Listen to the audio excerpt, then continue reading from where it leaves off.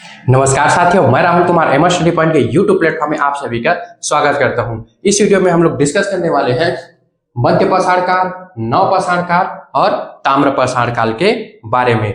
जो पहली बार मेरे चैनल पे आए हैं उन लोग को मैं बता दूं कि हम लोग छत्तीसगढ़ असिस्टेंट टीचर भर्ती की तैयारी करवा रहे हैं, जिसमें हम लोग एंशिएंट हिस्ट्री पढ़ा रहे हैं। तो एंशिएंट हिस्ट्री में मैं सिर्फ एक ही वीडियो बनाया था पूरा पाषाण काल का। इस वीडियो में हम लोग डिस्कस करेंगे मध्य पाषाण काल, नव पाषाण काल और ताम्र पाषाण काल के बारे में।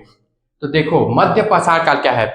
पूरा पाषाण काल में हमने क्या देखा था कि लोग कृषि करना जस्ट स्टार्ट कर रहे हैं, पत्थरों के वो लोग हथियार बना रहे थे, आग का आविष्कार किया था, चावल का साक्ष्य मिला था, उन्होंने सबसे पहले अपना पालतू जानवर कुत्ता को बनाया था। तो यही से क्या है, आगे बढ़ा। मानव जीवन का इतिहास क्या है, हमने हमेशा प्रगति की है, जीरो से हम लोग हीरो के लेवल तक गए हैं। तो उसी प्रकार पूरा पाषाण काल में हमने स्टार्ट किया था, अब उसको हम आगे कैसे और विकसित किए ये देखते हैं मध्य पाषाण काल में। तो इस काल में इस्तेमाल होने वाले पत्थरों के हथियार को माइक्रोलिथ कहा जाता है। तो इस युग में, इस काल में जो भी हथियार का प्रयोग हुआ उस हथियार को हम लोग क्या कहेंगे, माइक्रोलिथ कहेंगे।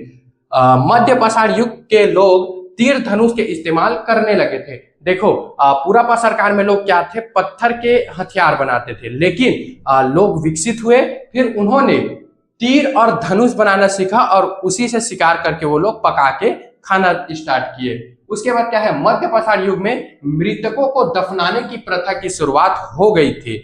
पूरा पाषाण काल में लोग मृतकों को दफनाते नहीं थे, लेकिन मध्य पाषाण काल के आरंभ में उन्होंने मृतकों को दफनाने की प्रथा भी शुरू कर दी थी।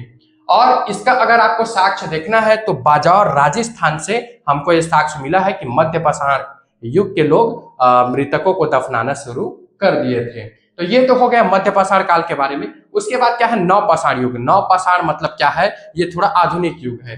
तो इसमें क्या हुआ, नव पाषाण युग में गेरू वर्ण के मृद भांड पाए गए। कौन से रंग के, गेरू वर्ण के। आप लोगों ने वो गाना सुना होगा, रंग दे तू मोहे गेरुआ। तो वो जो गेरू रंग है उसका मृद भांड पाया गया। मृद भांड क्या होता है, एक कलश होता है, ठीक है।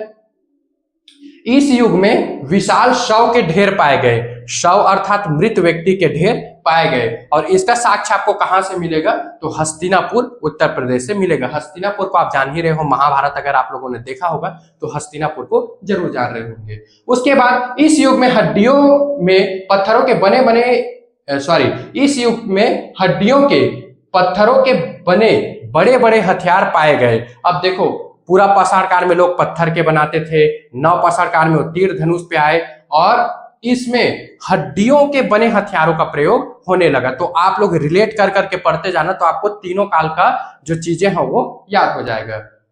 व्यवस्थित ढंग से कृषि एवं पशुपालन की शुरुआत हुई थी।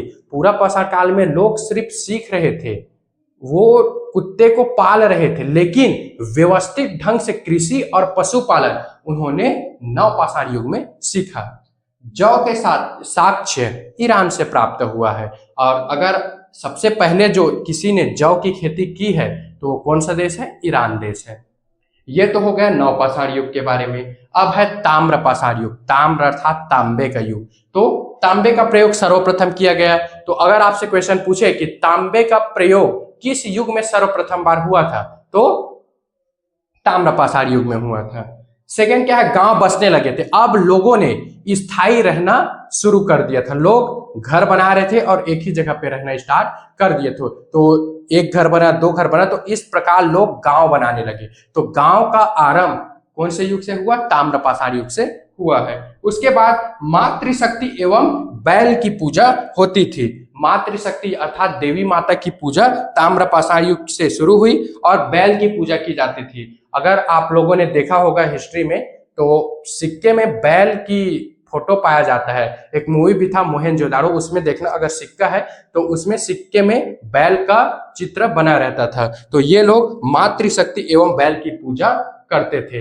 ये था क्या है, ताम्र पाषाण युग। तो हमारा एंशिएंट हिस्ट्री का पूरा पाषाण काल, मध्य पाषाण काल, नव पाषाण काल और ताम्र पाषाण युग यहाँ से खत्म हो जाता है। इसके नेक्स्ट वीडियो में मैं एक्स्ट्रा लेके आऊंगा, यानी कि पूरा पाषाण काल, मध्य पाषाण काल, नव पाषाण काल, तीनों को एक ही वीडियो में मैं आपका जो एक्स्ट्रा चीजें हैं जो एग्जाम में आपसे पूछा जा सकता है उसको एक ही वीडियो में बताऊंगा। उसके बाद हम लोग नेक्स्ट वीडियो में सिंधु घाटी की सभ्यता को पढ़ेंगे। अगर वीडियो आपको अच्छा लगा हो तो लाइक करना, शेयर करना, कमेंट करना और एमआर स्टडी पॉइंट को सब्सक्राइब करना ना भूलें। तब तक के लिए जय हिंद साथियों।